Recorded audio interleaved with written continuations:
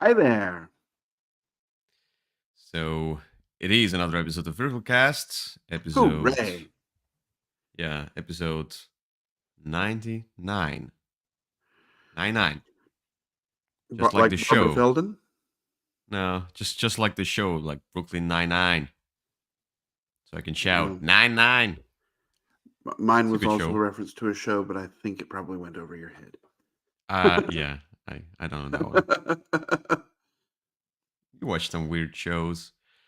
And Well, this it's is a show from the 1960s, so I don't know. I think it's been around a while. I see. So what a great segue to our first topic, the Watcher's Babble. Oh, You oh well, there see? we go. See? See, I did that. we're moving right through.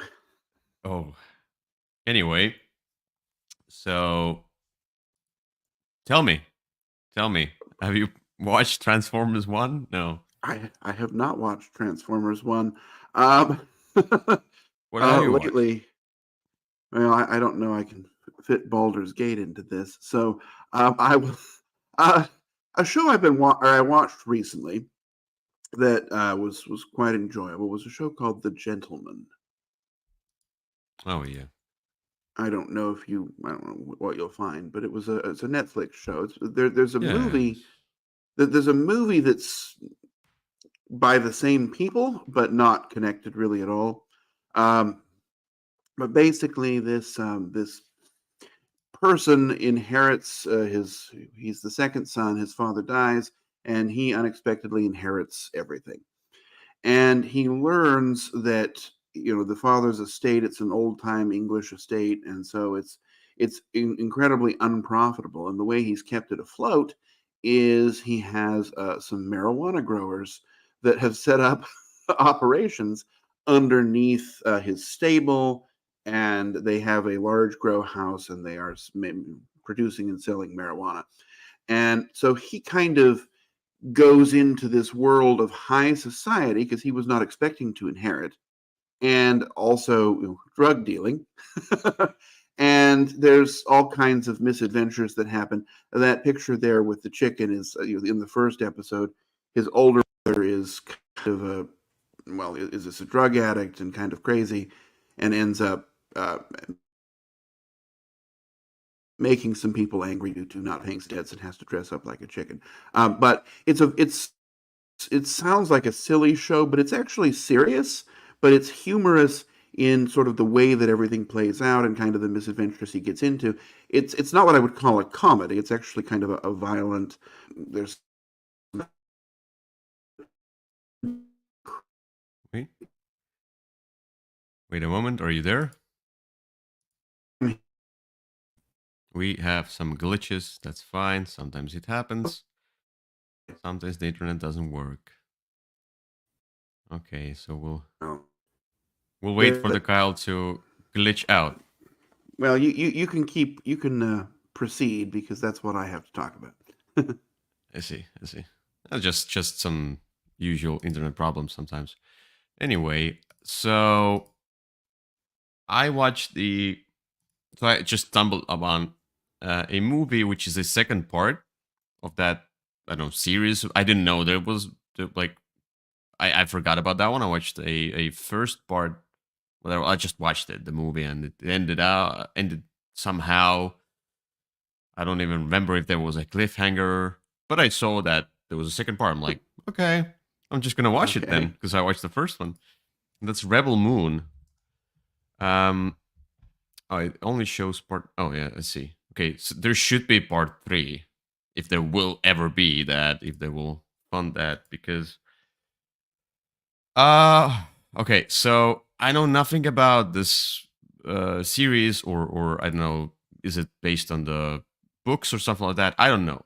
It's Zack Snyder, director, and so this movie is about, mm, I would say, people who rebel against the mothership. The mothership is like sort of like a Nazi and communist combination of things, and the food is scarce. So those big armed men come in and to try to rob the villagers of their food, demand stuff for protection, kind of a like mafia type thing. But it's a big empire, whatever. There was like the king was killed and betrayed, all that usual stuff. And so the first movie was okay. It wasn't too bad, but it was not like good. And Okay. so I do like some protagonists. I do like the premise of this movie. They fight for in the second part. They fight for the village that basically provided them shelter in the first. They like in the first movie they find different people across the galaxy or whatever across the world, and they combine into a team. In the second movie, you can see that team more often in action, trying to fight off this bad, evil communists, whatever they are. And if the first movie did something interesting, like introduce the evil character and make him kind of a evil and strong, the second movie basically trashed this character. So this character, Mm. evil character, comes back, but he's annoying. He is badly written. It's like Ooh. he shouldn't be there. It's it doesn't show off his badness like at all. And I don't know. It's the dialogues are cheesy, like something like that. I love you. Oh, thank you. In that kind of sense, not exactly those dialogues, but kind of like that. Nothing. No. On that like the water level, nothing deep. And overly how the effects are cool. Then there's that robot who is kind of important in the first film. Seems to be they introduced that robot, but they kind of always show him off as something important, but he's not important in any of the movies. He's like a sidekick that comes at certain points, and in the second movie he comes to rescue, and like I could exactly know when that robot will come to rescue. Like everybody's like, oh, he came to rescue. No, I knew that from the start here that he will come to rescue at this point. It's like so obvious scenario and everything. Anyway, if you want the cheesy special effects, kind of a sci-fi type movie, why not? And looking at cool different characters and beautiful people, that's fine for like a usual movie night, but it's not something you need to go watch. Oh, well, sounds like a great review. Um, I mean, that's how it is. yeah, One of the cheesiest dialogues I've ever heard. It's so bad. wonderful. I love cheesy dialogues. Oof, so much cheese. Anyway, let's get away from the from shitty movies and get to some great games All right. with recent plays. Okay, so my recent play, I already previewed this one to you.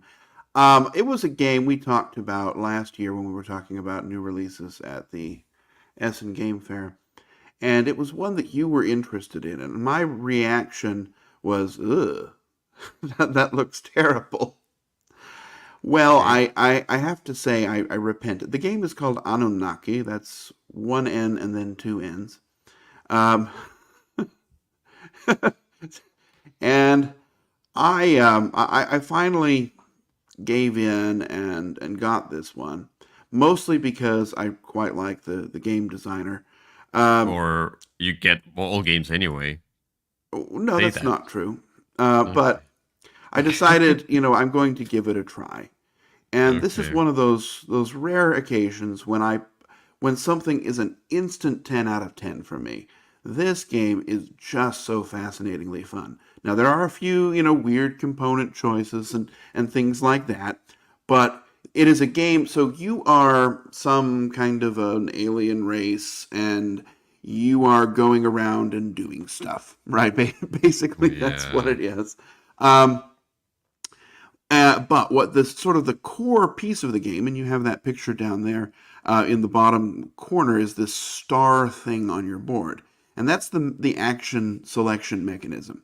And on Oh, your turn, you have this pawn, and you have to move it from a space that it is on to any other space you like and do that action. So you can select any action you want except the one you just did. But if you move along these paths that are on the board, you get a bonus. So maybe you get some of these gems that let you do bonus actions, or as you sort of, you're going to take these cubes and put them in the spots. So if you go over this line, there's a spot for a cube. You put a cube in there. It's one of the game timers. But when you get certain patterns mapped out with these cubes, well, then you summon one of your gods. And the gods have either an instant effect or an end-game scoring or an ongoing special ability, kind of the normal thing you'd expect. You select 4 out of a stack of I don't know how many at the beginning, and so you might want to take actions less efficiently so that you can unlock your gods. Or there's that center piece is your big main god, and you have to go all the way around this center doing the actions that are there. And if those aren't the ones you want to do, well, okay, you don't have to do them. But you might think, okay, I'm going to plan it out this way so that I can unlock the god and get some sort of special ability. I found that to be fascinatingly fun.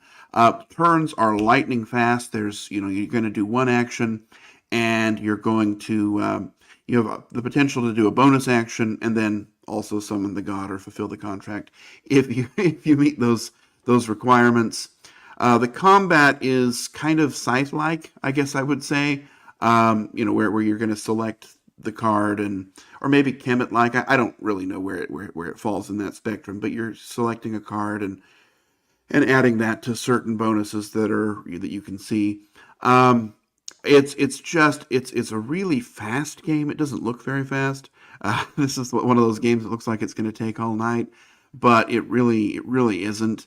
You've got so many things you can focus on. The other way the game can end is there are these tracks that can move up to the end, and as soon as somebody gets to the end, that triggers the end of the game too. And those tracks are going to be bonus multipliers for a variety of different scoring features.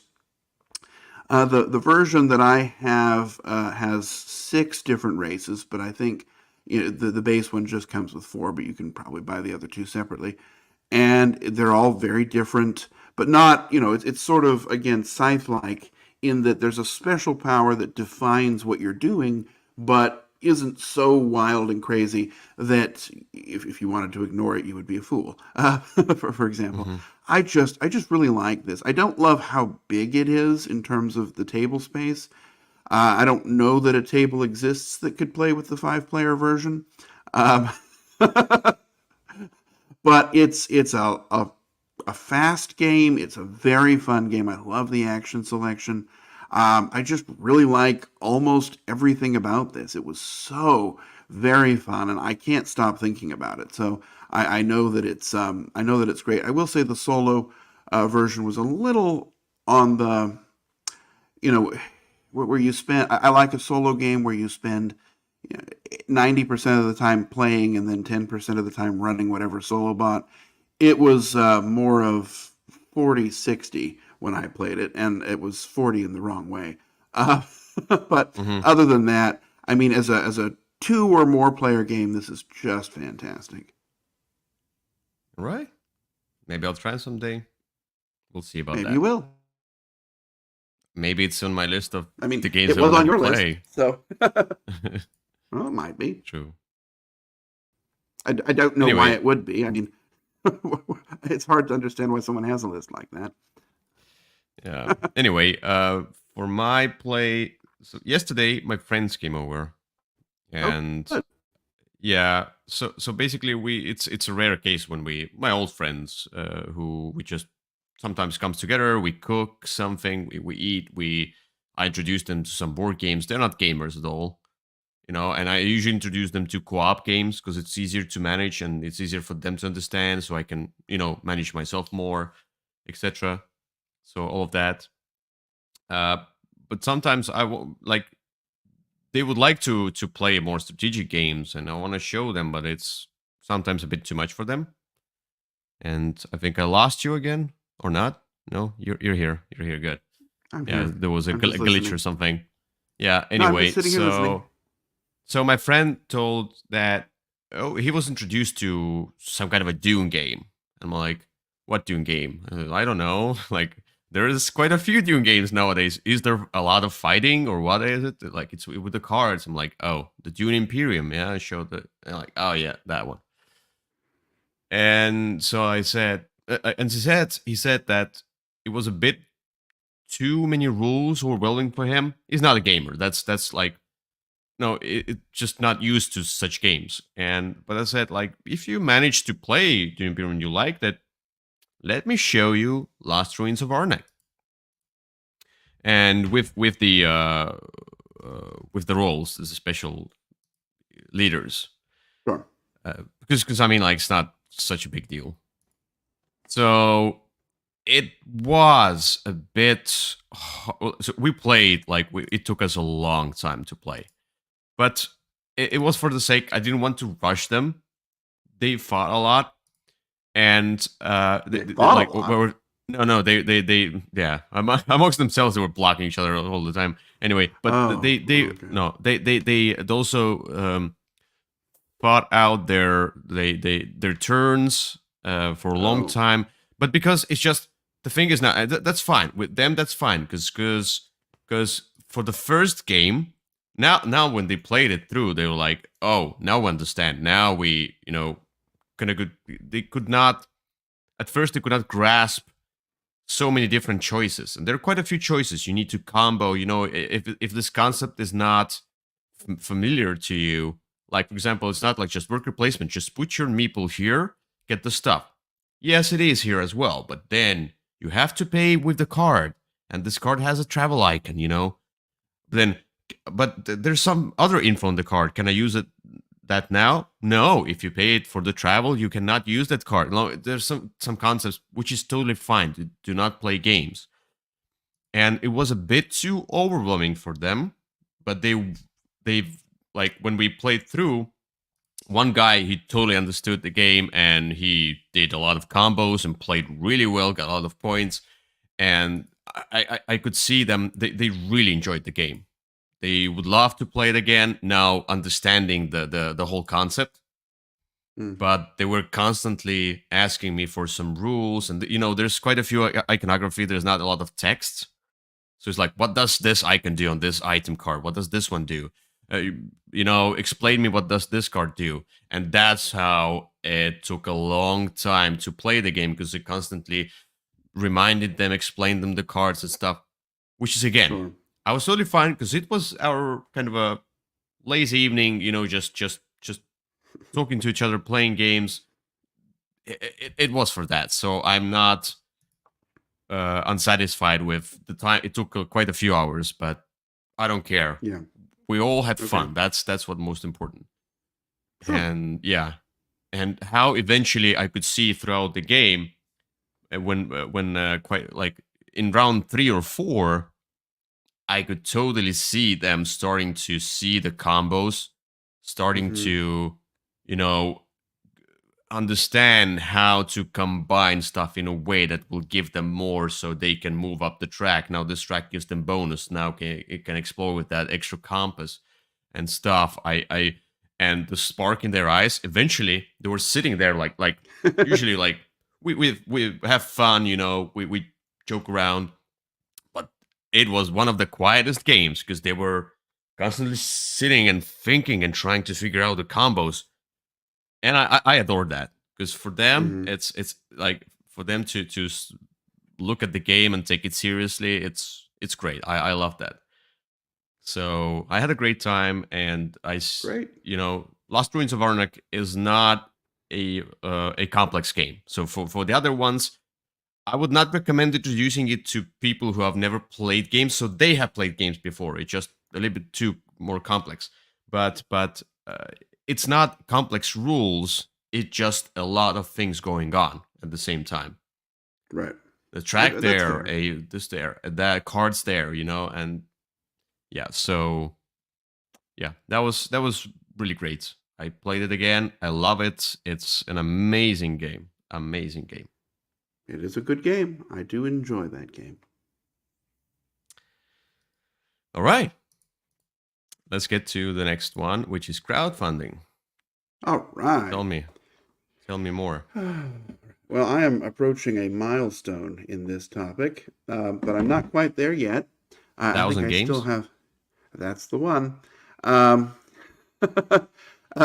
this won't be number 1,000. I think this is 998 or something. But it is. It's not something I would be proud of, you know. I didn't say that I was. I just said it was a milestone. I see. Okay.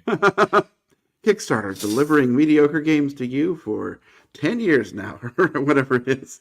Only for $9.99. This game is one that I've actually played. I own.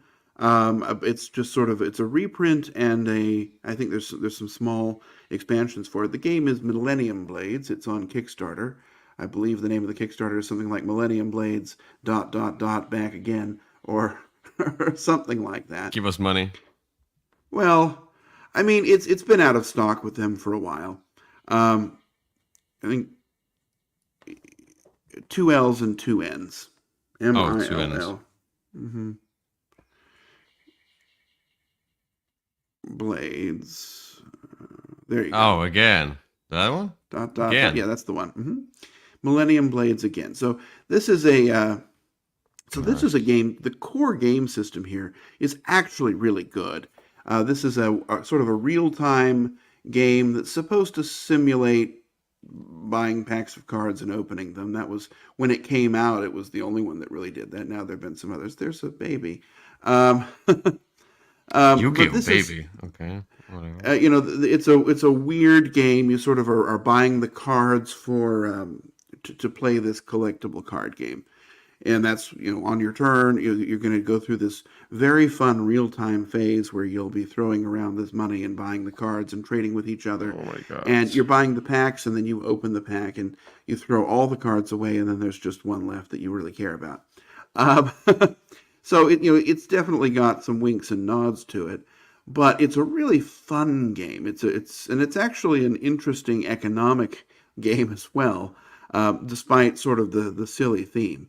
So what you have here ultimately is the reprint, and there's, I think, some new stuff, the Beyonder tier or whatever, for a couple of new packs and items. But this is one that's actually tested and tried and really, I mean, you can buy the complete gameplay pack, which you probably don't need. Wait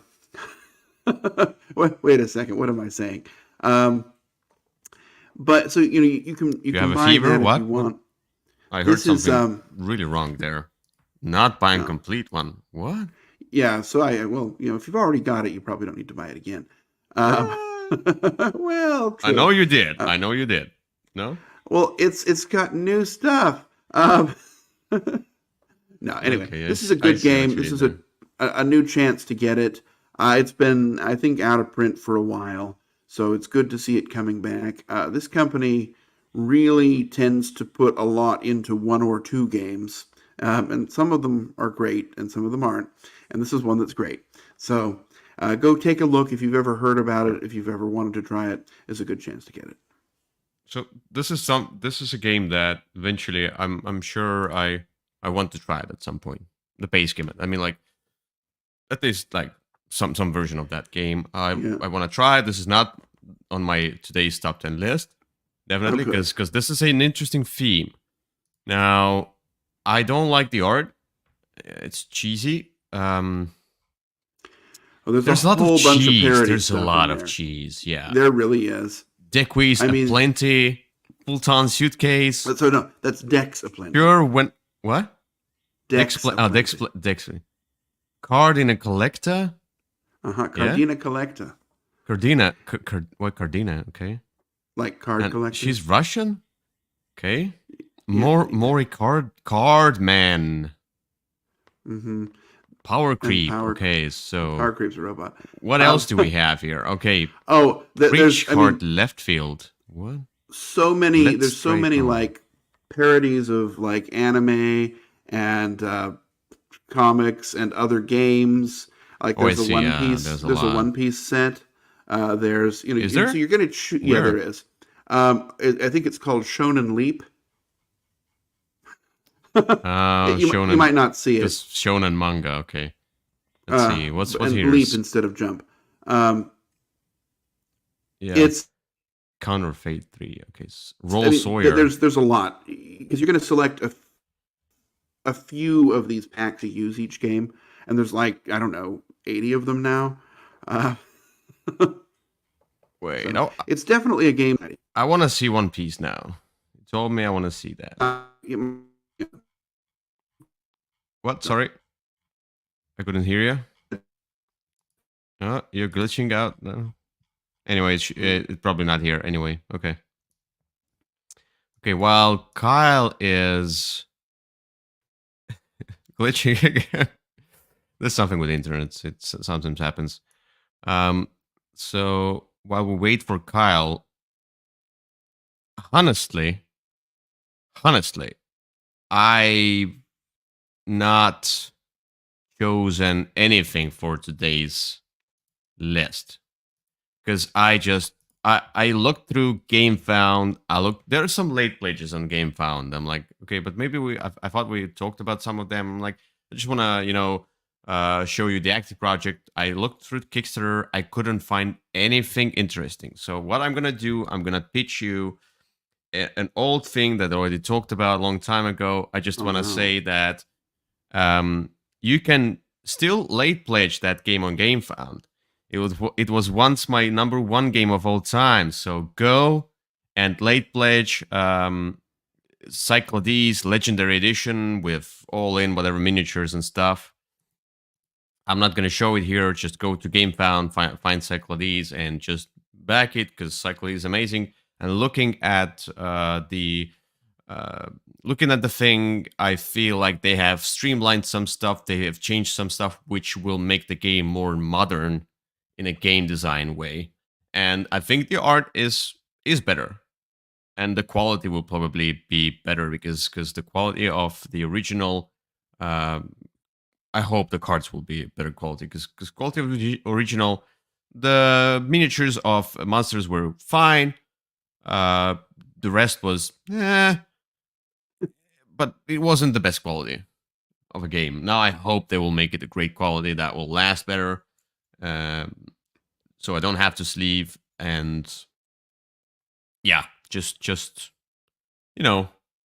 go late pledge Cyclades. It will come out. It says December 2024.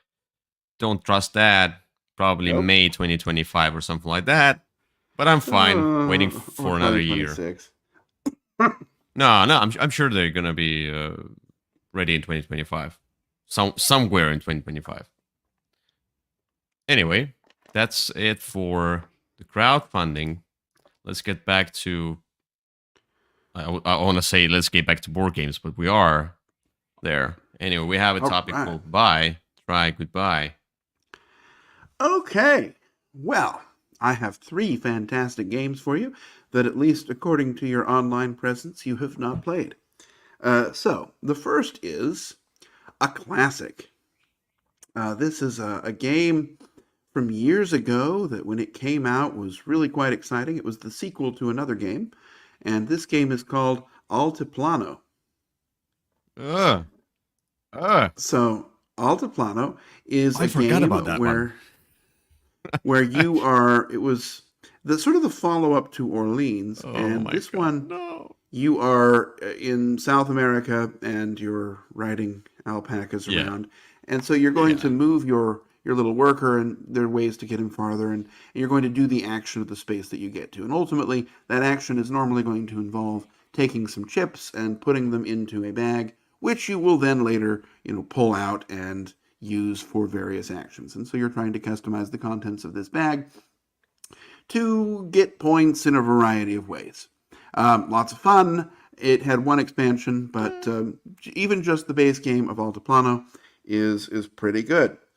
The next one we'll talk about is a newer game that really went under the radar, and this one is called Nightmare Cathedral. Mm-hmm. And and I'm not seeing recognition in your eyes, so I in know this, the box cover. Yeah. sure, but you have not played it. This is No. a game where you are some sort of unholy creature, and you are moving around this board trying to put out your little minions and followers eventually to gain control. And what the game's really about is you've got these gold cards, and you're trying to complete these different goals so you can score points.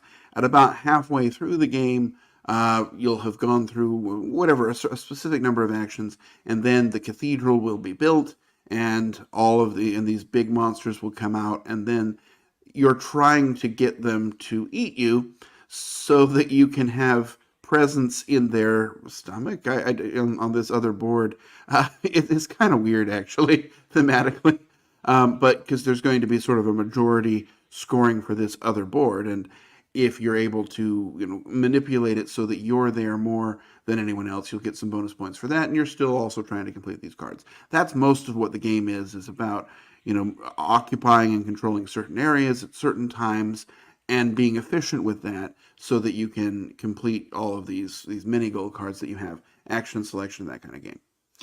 Anyway, the third game to talk about is a new game.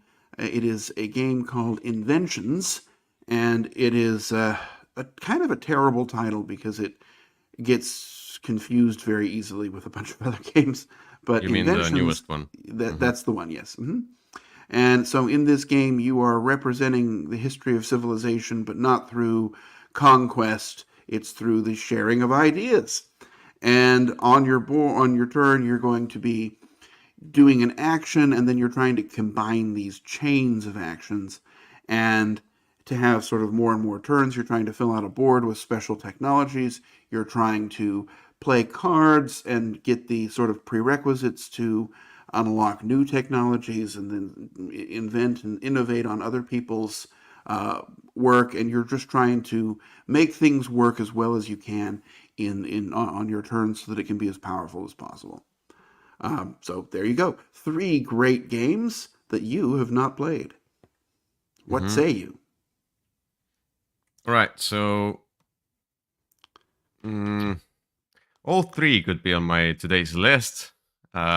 See, I always choose these intentionally. Yeah, no, no. For the inventions, I do like the idea, the theme, but it's probably an overcomplicated Euro game that has at some point will have nothing to do with the theme. I'm afraid once you start playing as soon as you set it up, yeah.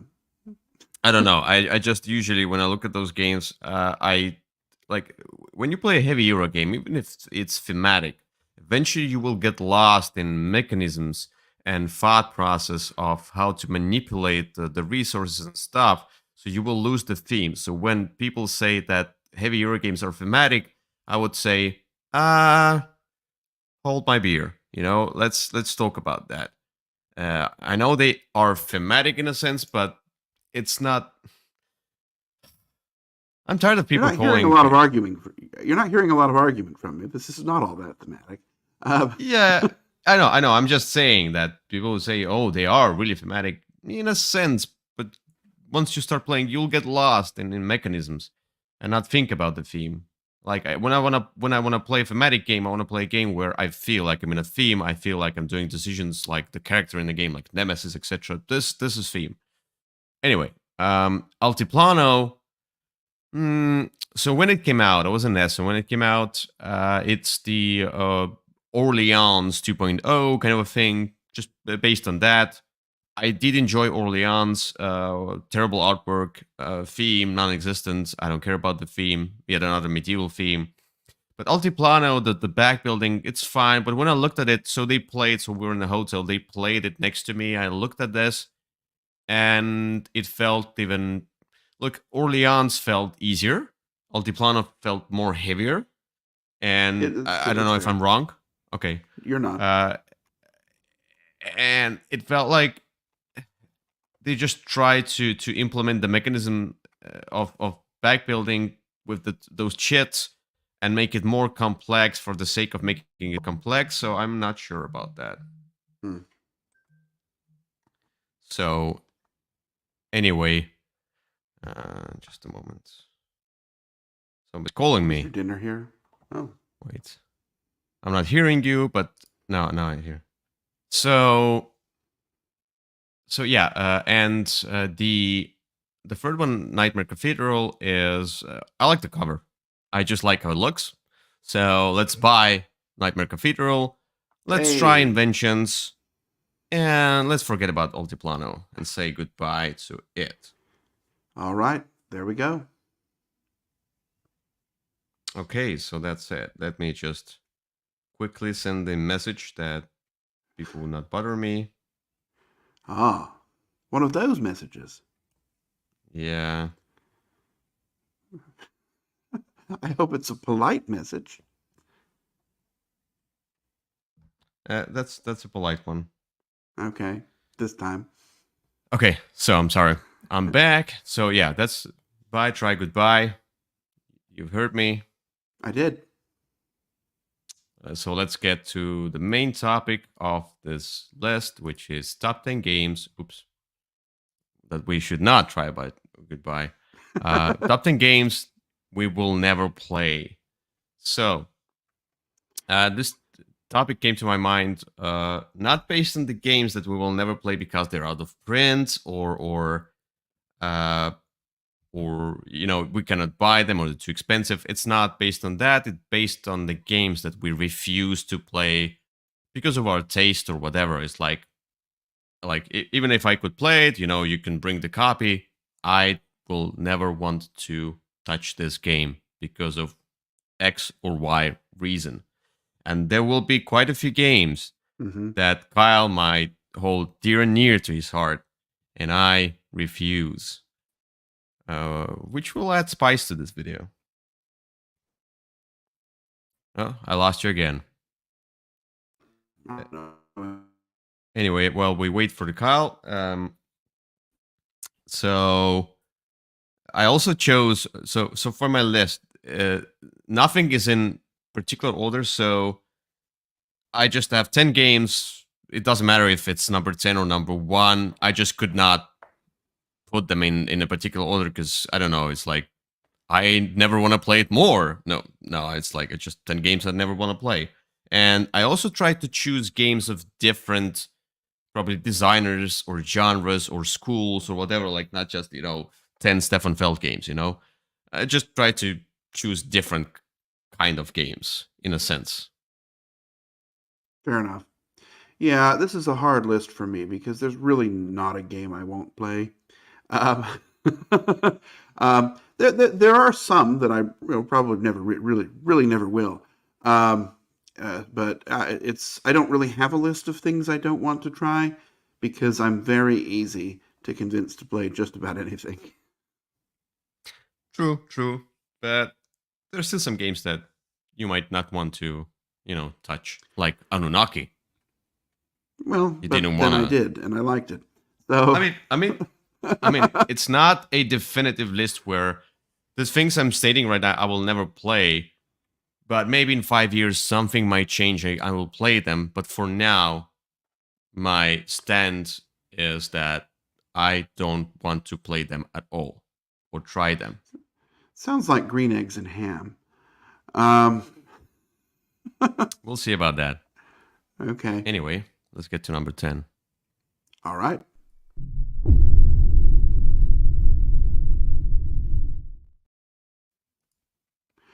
All right. My number 10 is a game I know I will never play.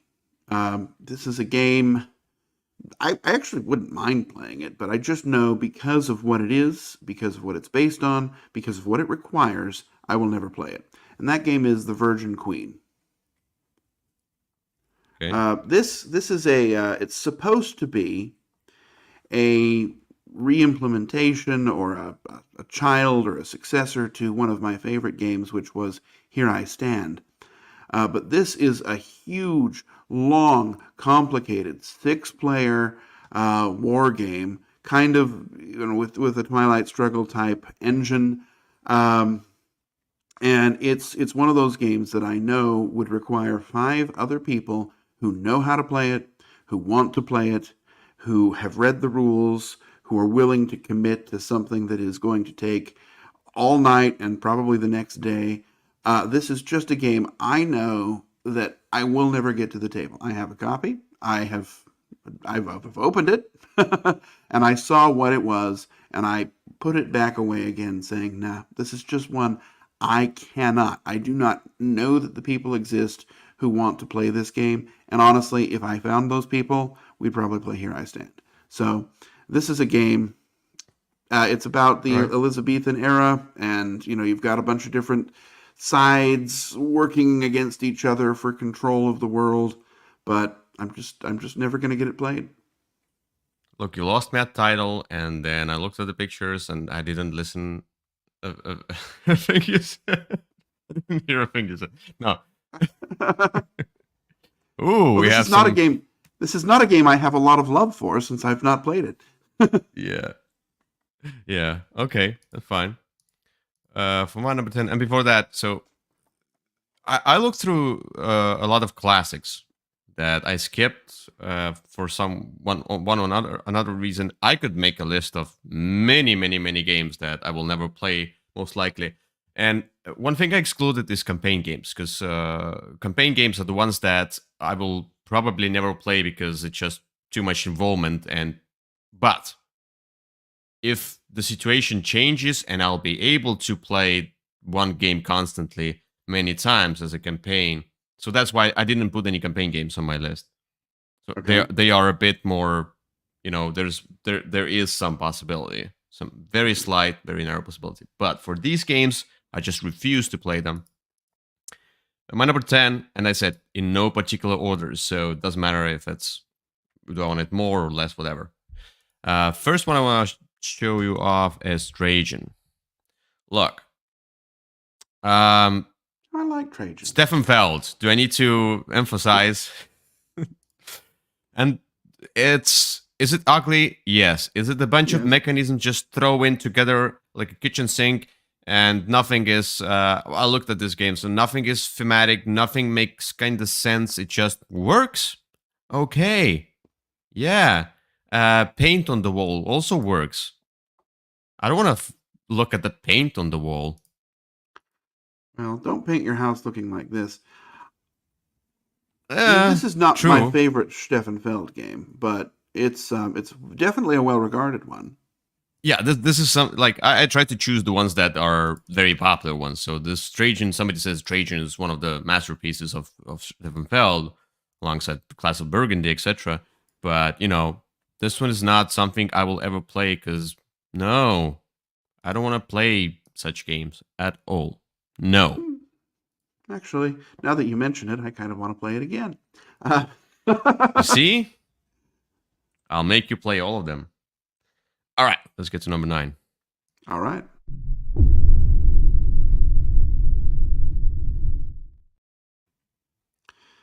So my number 9 is a game I'm not interested in, and this is just, and it's because of how it works. First of all, I mean, okay, look, any of these games I probably could be convinced, but this game is called Tragedy Looper, and so Mm. this is an older game, and even when it came out in 2011, I believe, oh, yep, I remember hearing about it and thinking, oh, that just doesn't sound all that interesting. The way that it works It is, sounds. you sort of go through and do something, and then somebody says, "Nope, sorry, everybody died," and then you do something again, and you sort of avoid that. It's almost like an iteration of Time Stories, just way back at the beginning. You do something, somebody, and there's some sort of a goal, and then also the person who's the mastermind has some way to win by, like, helping you get through the story but not get all the way to the conclusion. It seemed like an overwrought and complicated problem that I just wasn't interested in. And I know with this kind of game, just based on how people that I play with work, I would have to always be the one role. And that's another thing that I don't know. I'm just not interested in Tragedy Looper. I see that. Yeah, I heard about that one. It's like a time travel kind of a thing going on in there. One of the earliest ones, Yep. before time stories, etc. It sounded interesting. I just forgot about this game, and also maybe I'll play it someday. I don't know, Hmm. but Well, there you go. unlikely. because it says murder, suicide. Whoa, that's really bad words. Please don't demonetize us. Oh, we're not monetized at all. Ooh. Anyway. My number 9 is a huge game that needs to be taught by somebody. You need to invest a lot of time in learning the game. You need to invest even more time. I don't know, maybe the same amount of time in playing the game. It's probably a lifestyle game. It's the game for people who sometimes they come together and that's all they do for the whole weekend. And that's Twilight Imperium. Ah. Look, I'm not against epic space games. I'm not a big fan of like sci-fi space opera kind of a thing. So for me, yeah, whatever. Looks cool. The game looks cool, but it just seems to be too complicated. It takes like hours and hours and hours to play.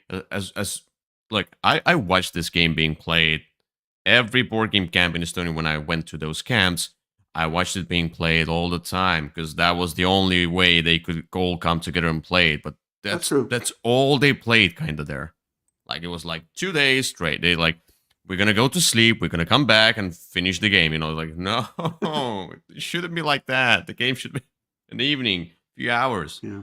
I understand the epic stuff, but it's probably also if you play it for the first time, you will not grasp the game.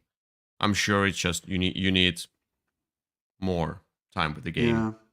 So it's not something I want to invest my time into.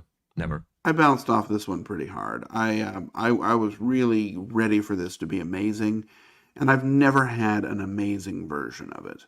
It's just it has a few too many features that just really only serve to lengthen the game, and some people like them. It's not for me though. Also, yeah, fighting, politics, probably a lot of backstabbing, etc. It's not for me. Like I would play a more of a Euro version of such a game. I mean, like where I could Like build up. We could fight. I mean, like I'm not against fighting, but not in a such an cutthroat way, I would say. Yeah. Yeah. All right. Let's get to number 8.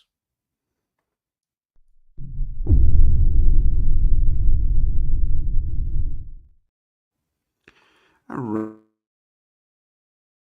right. Number 8 is a game that I don't know why I have it out for this game, but this is just a game I really don't even like the concept of. And that is City of Big Shoulders. Mm. And it's some game about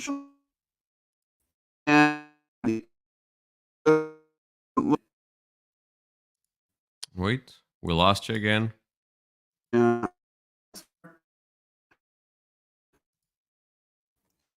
Yeah, we lost you again. We'll see if you come back. The provider is having troubles today. Yeah, it seems like so, yeah. But there's nothing I can do about that now. So Anyway, this tell is me. just a game Yeah. that doesn't look all that interesting to me. I don't know why. I mean, I hate the artwork. The board looks boring. The theme is really not there, and that's okay. I like games like that sometimes. But this is one that I've seen it. Whenever I hear someone talk about it, I'm just always like, eh. This is a game I really don't think I'll ever play. Okay, yeah, that's the one. I heard about that one. It was like economic and stuff. Fine.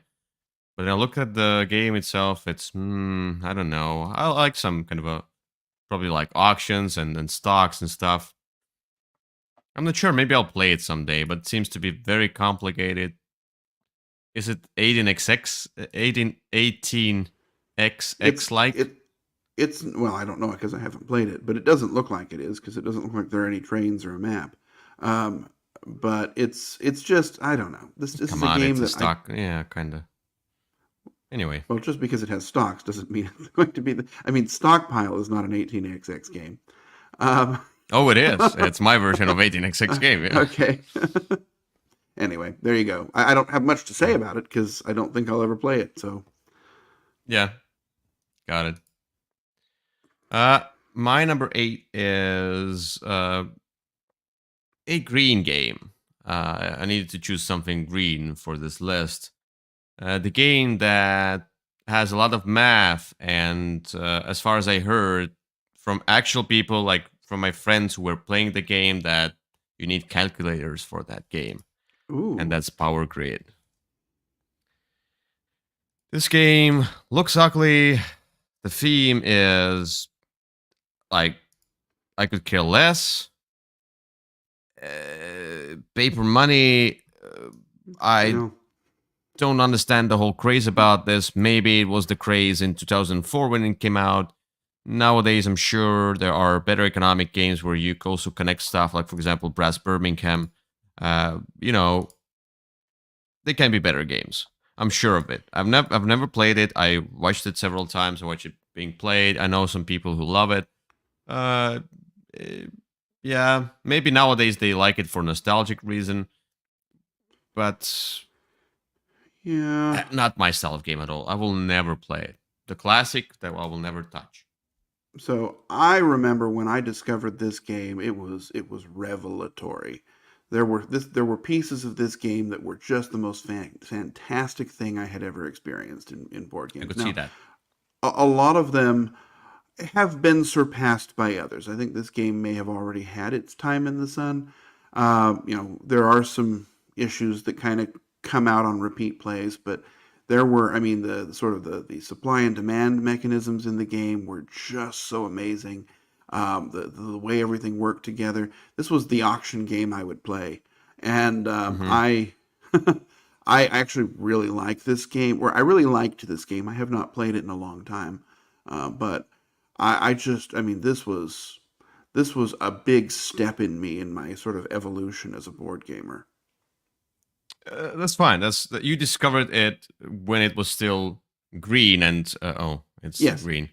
Um, you discovered it at the probably right time. I also discovered it at the right time when I started. I think almost at the right time because people around me were all playing that game. It was 2012, 2013. It was still quite popular.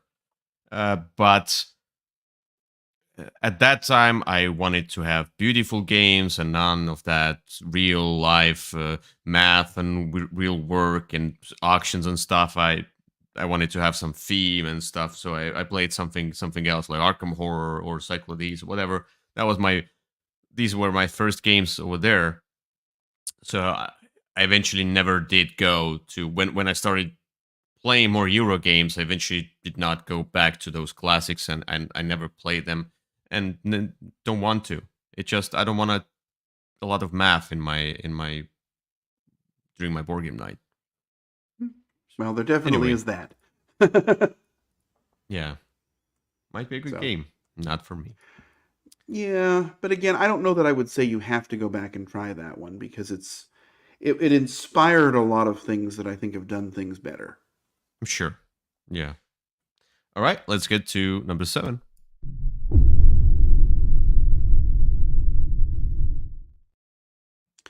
All right. My number 7 almost didn't qualify for this list, but it does qualify because I have not played it. It's a game from the Dice Tower Cruise that I set up and read the rules to and was ready to teach, and then I actively dissuaded any of us from playing by describing that it was basically catch-up mechanism the game, kind of like Power Grid, actually. And this game is Haunted Lands. Mm-hmm. This game looked fantastic. It had all these nice little custom pieces, these painted little wooden meeples and things. But basically, it devolves to, and I could tell by reading the rules, if you're in first place, everyone else gets lots of bonuses. And so you're always going to be playing to be just behind the person in first place. And I worry that the way that would work would be that it's going to really smack down the person who gets just 1 point ahead until the end of the game. Mm-hmm. And so I had it all set up. I'd read the rules, and I was like, and I had people willing to play it with me, and I said, you know what, guys, I think this game's going to be pretty bad. And so we put it away and played something else. So I have no interest in going back to it after that experience. Yeah. So, but I didn't play it. You So you discouraged me as well. So looks beautiful. I'm not post that. I'm not super interested in this game. I like the cover. The cover is beautiful, it hands down, is hands up. hands up. Yeah. But looking at the cover and then looking at the board and all of the farmlands and stuff, it just uh, there's a dissonance in this one. So I Yeah, don't know. there's something wrong in this game. So I'm not saying no. Maybe I I will play am. it eventually and to tell you that you were wrong. It's amazing. Or maybe I'll tell you, oh, Kyle, you were right. My instincts were correct. Yeah. Anyway, Yeah, I was getting real my Danger Will Robinson vibes from this. So so my number 7 is something you already mentioned before. Uh, Yet again, space games, epic space games, and especially very Euro ones. It's just not my type of a game. Eclipse is one of them. Eclipse is I something see. I will never get back to. Not get back to. Never will never play. I've never It played it. shouldn't be on the list if you're getting back to it. No, I took the box at the store. I took the box and looked at it and put it back. So I kinda can come back to it. Just I pull out the guess. box, watch at it again. Uh, that was a save. Anyway, I mean the new version looks cool, but yet again, it just seems very Euro-y. It is. Building up your fleet and stuff. It just space opera, which is not my thing. I'm not saying it's a bad game. It's just not my thing at all. A lot of rules again and stuff. Look at that. Just too busy. I Well, no, that's just too true. much. Um, Look at that. yeah. Oh my god. It's too busy. Too many tokens. I Eclipse is another game that really just brought me in. I mean, this was another one of those revelatory games for me. This one and Through the Ages, right? I kind of associate those two, even though they're different designers. They both do kind of the same kind of the way that things work and the sort of the interconnecting systems. This game is another one. I don't play it very often because it's big, it's long, it is not easy to teach. But there's so much customization and exploration here. This is one that I actually really quite love. yeah. All right. Let's get to number 6. All right.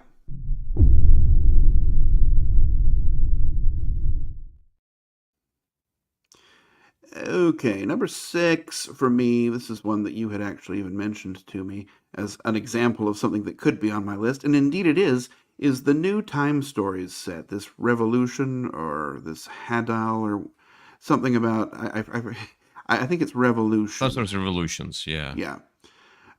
But This let's say it's a is Hadal Project is the first one, yeah. it's the first one, but the first one or any of them. I mean, I had my fun with Time Stories. I played through a couple of the sets, but I felt like I had experienced all that I needed to.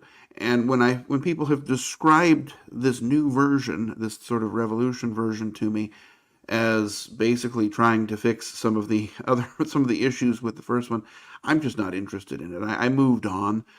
Time Stories itself took much too long to come out, Yeah. and so by the time new stuff would come, I'd moved on. I didn't have the people with me that had played it with me, and I wasn't interested in going through the experience again.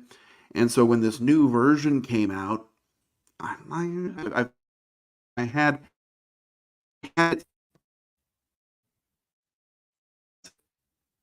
Seems like seems like when I heard you talking about this new version came out, then it started bleeping. You probably had a lot of bad words to say. We lost you for a moment again. Those providers, we need to spank yeah. them. Well, I could reset my internet, but it'll take 12 minutes, and so let's just power through. Yeah, yeah. I yeah. So I continued to play time stories. The Revolution Saga, whatever it is, new set is better. I really like Halo Project. The new system of crystals is just so much better for me, at least. Some people say they like the old system going back and forth. I would say depends on the scenario. If scenario is badly written, then going back and forth all the time is just a nuisance. Eventually, you just don't want to do that, you know. So I feel like the new one.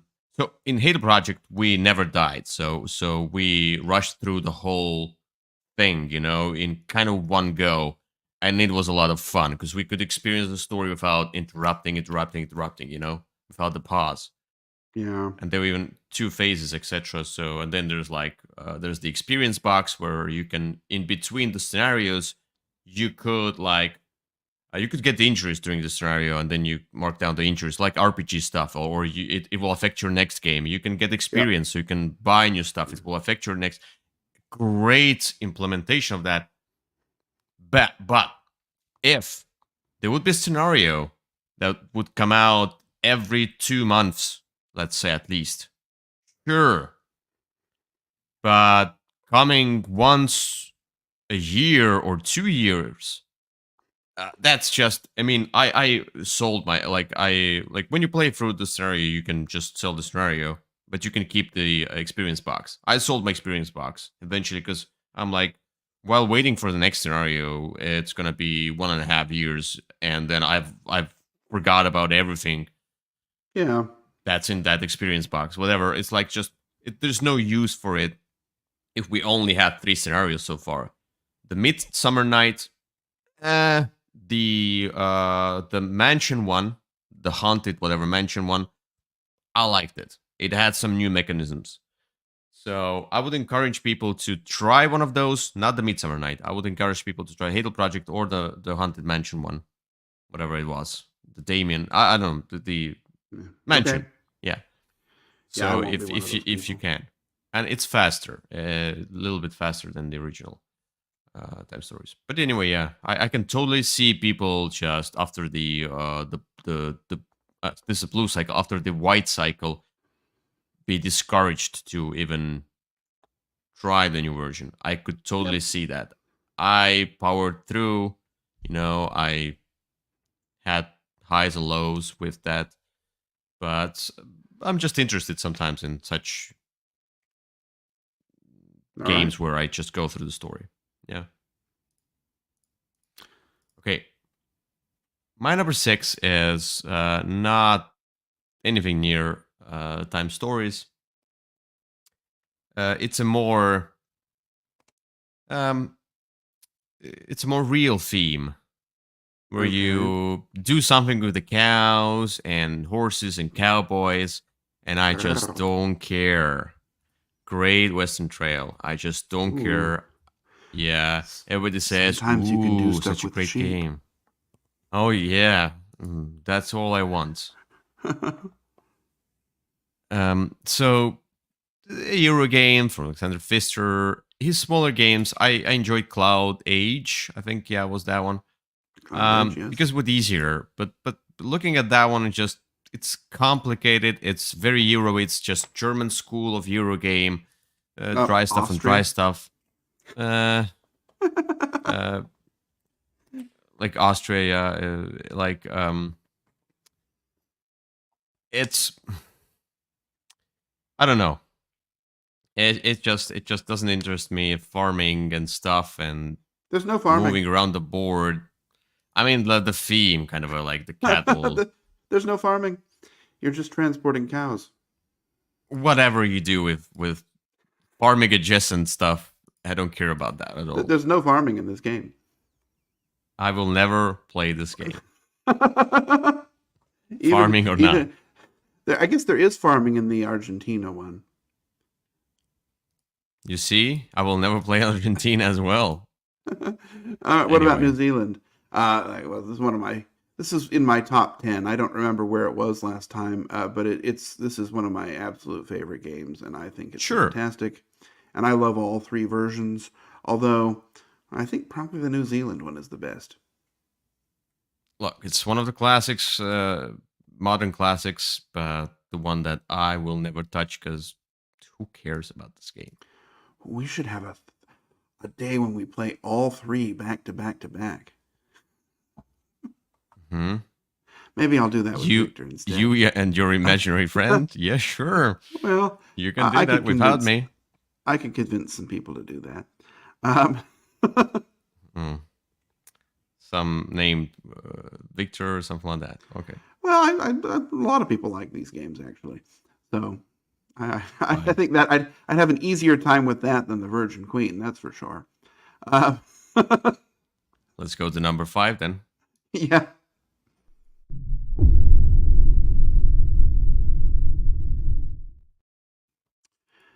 Okay. So number 5 is one of my least favorite game mechanisms is games where you just sort of negotiate for stuff. Like, I'll do this and because I find it just kind of bogs games down. And this is a game that, from my understanding, is just that. So it's just that piece that bogs the game down. And this game is called Chinatown. Oh, Basically, from what I understand, it's just, you sit there and say, well, I'll take this and I'll give you that. And you take this third thing and I promise I'll do this for you. And oh, that's supposedly all the game is. And so as soon as I heard oh, that, I'm like, okay, yep, we'll move on. It has been re-implemented as a game called Waterfall Park, which looks better, but I'm oh. equally uninterested in. Yeah, I hate negotiations in games because it encourages a lot of backstabbing and you know somebody Well, like if somebody is very persistent with their offer, I'm just some people take it too seriously, and then I'm just whatever, take it, but I have no fun yeah, it tends negotiating to be that one person has a good time and no one else does, and so those people should play this game. But together. Yeah, yeah, this one, and you mentioned Twilight Imperium. I mean, that was the worst part of Twilight Imperium. So it was the sort of filibuster mechanism, yeah. and this That's just looks like I hate that negotiating. Yeah. is the whole game. So I'm not interested in Chinatown or its re-implementation Waterfall Park. Okay. All right. My number 5 is another classic. And they say, ooh, there's factions and there's those powers, and you can be water and fire and whatever else. I don't know exactly. But then you look at the board and then you look how this game is played, and the theme has gone on vacation with this game. It's Terra Mystica. Oh, I love Terra Mystica. Look, I've not played this game, but there's some elements and factions, and they say, "Ooh, it's epic," and then, "Ooh, wow." I don't know that it's epic. Well, I think it's a Euro no, game. I've heard people say how it's like factions and stuff, and then you look at this board, and it's like bloated Catan kind of thing or something like that. I don't know. It just looks abysmal. Look at that.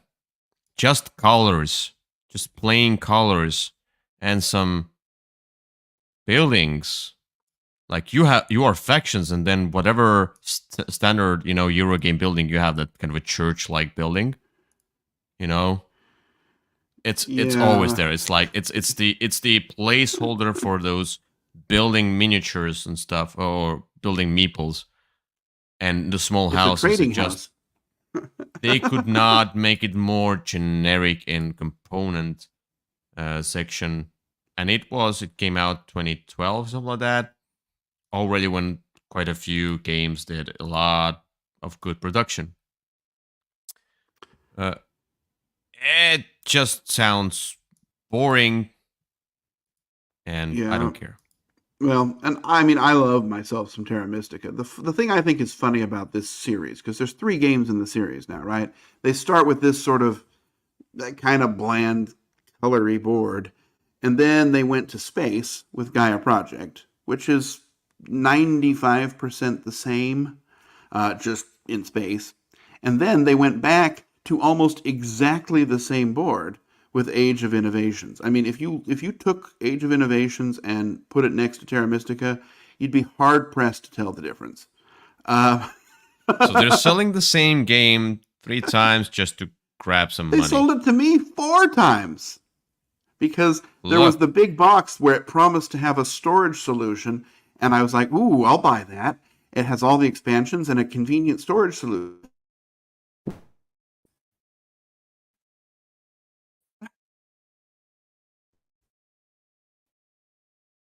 We will never know about the storage solution because Yeah. providers do not want to talk about the storage solution. So Terra Mystica publisher is blocking your internet, it seems. That's what this is. It was plastic bags. Oh, I see It was now. a very disappointing storage solution. Yeah. Anyway, Yeah. I don't care about this game. well, there you go. And if they paste a new theme on it, you can be I'll sure buy it that it's a again. themeless game. Like that's if you're able to paste the new theme on that, as you said, 95% of the same game, then it's a pasted on themeless garbage. I don't know that it's garbage, but it is definitely a pasted on theme. I just wanted to say word garbage. All right, let's get to number 4.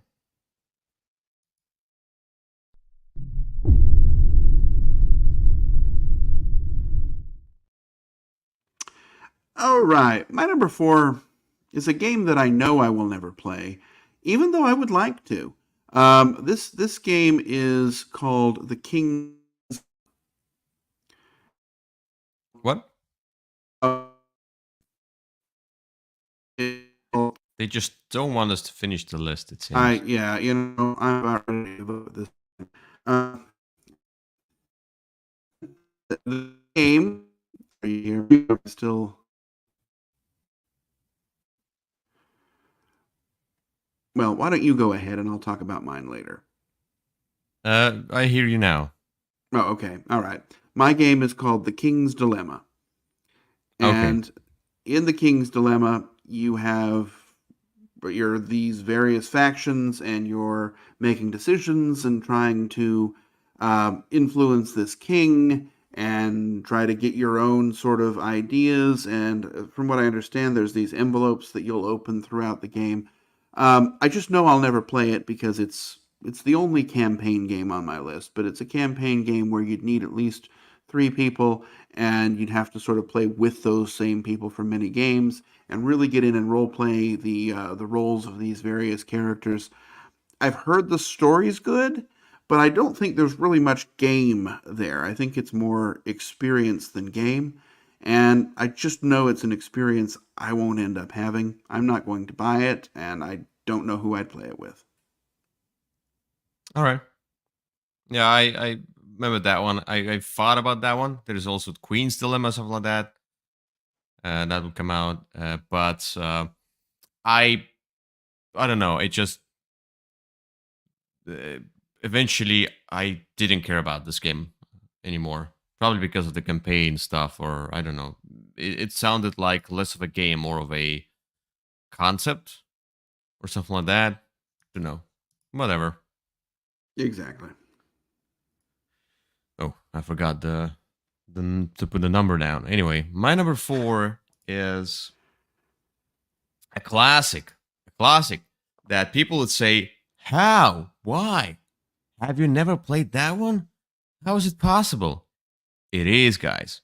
For example, if new gamers come in today, they start playing games. They will start playing games that are available today and that are not nostalgic classics. There's nostalgia is talking in you. I would encourage people to play more modern designs if they come into gaming nowadays, and not like because there's some people that say you need to play those classics. No, you don't have to. Those games are already dead. They're too old. They're outdated designs. Go play Lost Ruins of Arnak or something like that. Anyway, I'm talking about Catan. I've never played Catan. I don't care about Catan. I don't have to play Catan. It's not like it will change my perspective on gaming. Catan is not the ultimate game. It's just one of the first games that did something well, but it's not a holy grail you need to search out and play, because there are so many Euro games that do a lot of great stuff. And this one uses dice to place down stuff. It's not even deterministic, it's random. And there are tournaments with Catan, and I don't understand that because there's dice. You can be lucky. I mean, You can. how do you make tournaments with this, with the game with such luck? I don't know. I'm sure there's strategy as well, but I don't care about Catan, and neither should you if you just came into gaming. If somebody says you have to try it, no. It's a 1995 game. It's an old design. There's so many amazing games that you can try instead of Catan. Yeah, I think I mean I enjoyed Catan back in the day. I've moved past it now, but I had a good time with it. I mean, it's a fun old game. Yeah, it depends on when you entered the hobby. If you entered the hobby a long time ago, sure. If you entered the hobby now, there are so many amazing games that you can choose from. You don't have to choose those old designs that are most likely outdated, most likely with outdated graphics. You just, you don't have to. There's so many great games because you might get burned by the old design, old graphics, and you might then not enjoy gaming as a whole because you played an old, outdated game. There are so many games that are similar in weight to Catan that I can show that will make you want to play more games. Yeah. Forget about Exactly. Catan. Let's move on.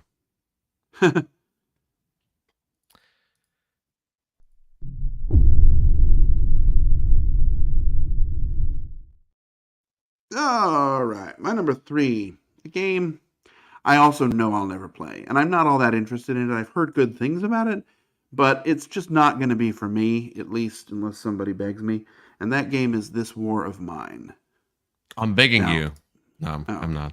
well, I mean, okay, if you ask nicely. I mean, if you ask twice, It I guess seems I to be have a to. solo game, so I'm not gonna Well, beg you to play with me. so I understand, and that's the thing is, I think this game might just be too much for Yeah. a solo.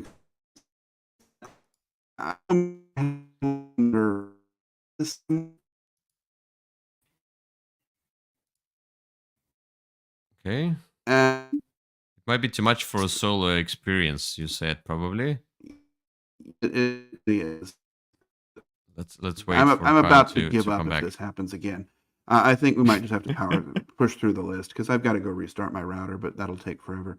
Um, Yeah. Let's just go through here um, really quick. yeah. So I'm not interested in this because it's a huge game that I would just set up and only play solo, and it looks depressing. And I already have Frostpunk and a couple other games that are very similar in theme, and I just don't think this War of Mine is for me.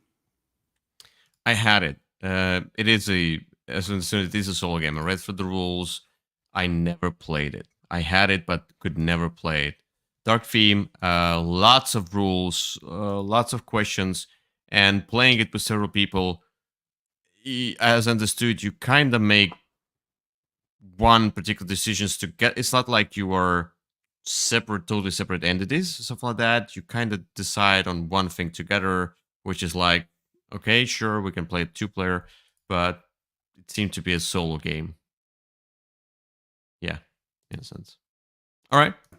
So, Let's get to my number 3. My number 3 is a look.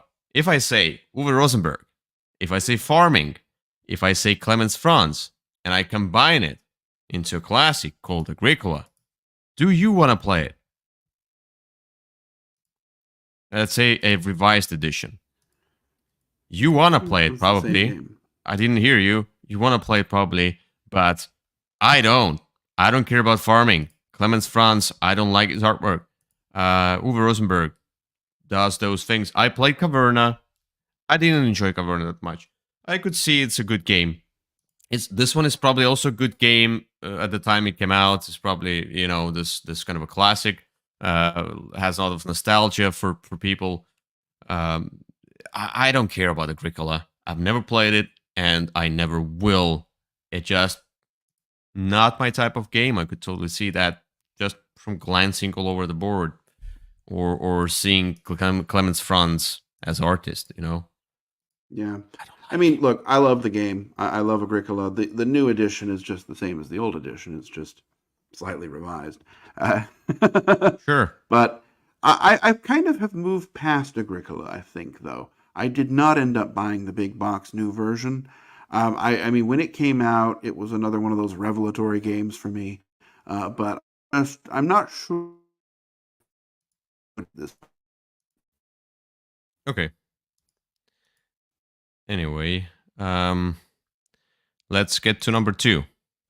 Well, column freezes. Let's get to number 2.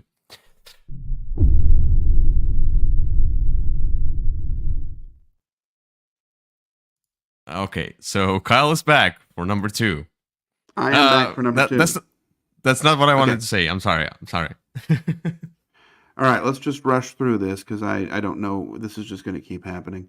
Yes. My number 2 is a huge, large 2-player game called War of the Ring. I have played the Dune version of it, which I thought was abysmal, terrible, and horrible. It was Dune War for Arrakis. And War of the Ring is pretty much the same thing. You've got a bunch of plastic pieces that all kind of look the same and are 2 slightly different shades of the same color. It's long, it's complicated, kind of random. And after playing Dune War for Arrakis, I know that there's no chance I'll go back to War of the Ring. I don't love the theme anyway. And it's one of those games that's going to take hours to set up, hours to teach. And it's for 2 people. There's so many things that I'd rather do than War for the Ring. Yeah, it was on my short list because it's big. It's only 2 players. It's a fighting game. I would go for. I love Lord of the Rings theme, but I would go for Lord of the Rings adventure game or something like that. This one as a war game type thing, I don't care at all. I agree with you. All right, so we're rushing through. My number 2 is I wanted to put some different designers. As I said, Vital Lacerda gets a hit from me as well. I could choose any game. I chose The Gallerist because this is the one I thought about at some point. That's why I chose Gallerist. It seems to be thematic, and you manage a gallery or something like that. It has cool components and stuff, but it's just, let's say it's a placeholder for Vital Lacerda games. They just seem to be too. I also wanted to play 18xx, place 18xx on my list, but then I'm like, every 18xx game, no, let's just cheese. Let's not cheese it through that way. I considered the same thing. The galleries or any other whatever they have, the auto something about the I don't remember. Anyway, several of the games on Mars, etc., they are all so complicated. They look huge, complicated. I'm sure there's theme, but I'm sure there's so many mechanisms and so much learning I need to do in order to enjoy this game that I just don't want to. I went through some Mind Clash games with Anachrony, with Trukirian.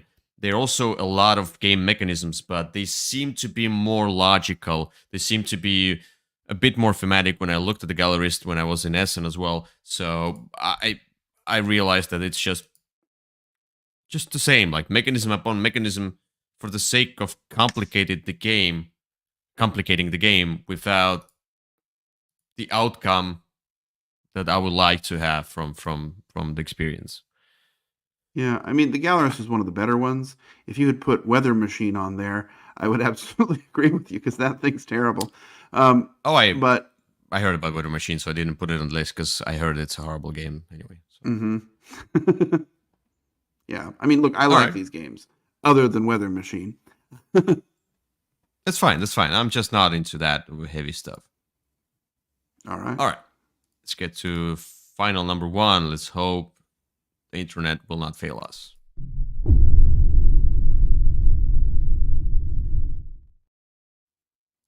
So talk fast while you can. Yep, my number 1 is Kingdom Death: Monster. That is a large adult dungeon crawling game. Yeah. That is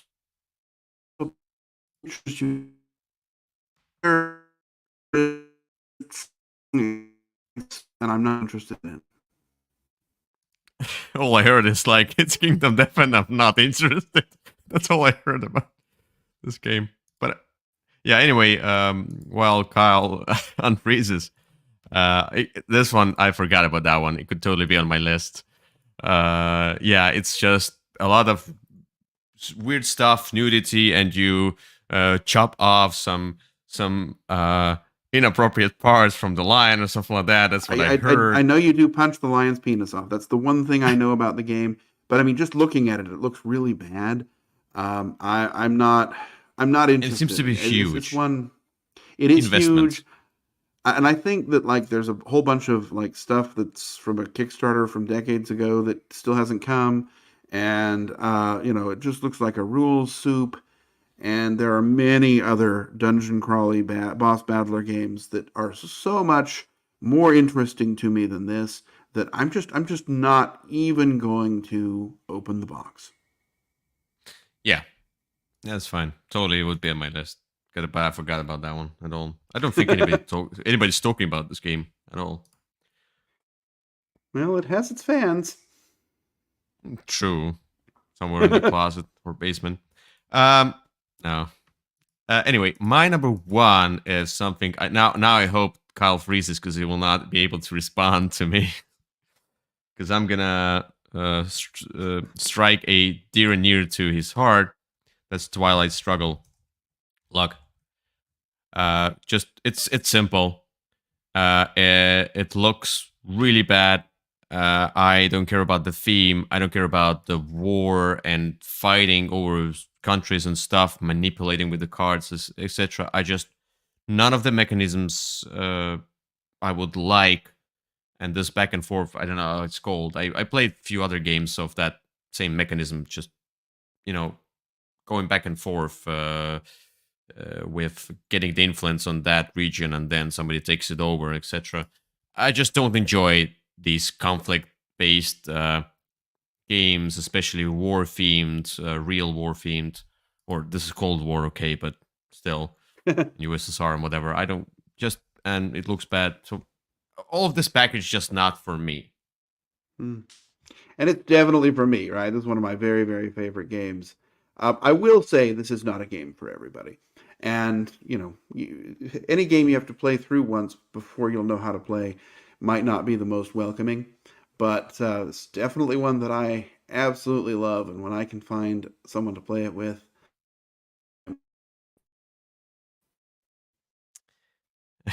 These were the Kyle's last words. Anyway, as you can see, we do have some struggle with the internet today. Just happens sometimes. Sometimes we just... Yeah, I don't know if it's some system-wide thing in Atlanta or what's going on, but yeah, you're sitting near a router. So I'm sorry to everybody for this kind of a glitchy stream. But we did our best to rush through it, and we talked we could talk for the most part, but sometimes it was rather interesting. You started saying about the game, and then you're like, Kingdom Death Monster, don't care. There's a big pause, and then don't care. That's it. I'm like, oh, that's... Yeah, well, hey, I said what I wanted to. I stand by what I said. There was something in between, but it was probably inappropriate, so it was beat out. Fair enough. Anyway, let me... Oh, I'm sorry. Let me turn it off. All right, thank you. Let's get back to this section here, and yeah, just thank you for watching. Absolutely. While we still can say goodbye. All right. Well, I'll say goodbye now while I'm long, and then I will. Yeah. Here we go again. he could not say goodbye. But that's fine. I'll say goodbye on behalf of Kyle. Thank you for watching. We'll see you in another episode. Be sure to uh, watch. Be sure to look out for new content, because I think I want to start doing my top 50 games, not top 100 games, because I'm not doing 100 anymore. I'm gonna do top 50 games, more concentrated list of all time. So most likely my top 10 will be featured on the Würfelcast episode, and the other 40 games I will feature on separate videos not related to Würfelcast, like bonus Okay. episodes and stuff like that. Anyway, Sounds fun. thank you, and we'll see you another time. Bye bye. All right. Bye bye.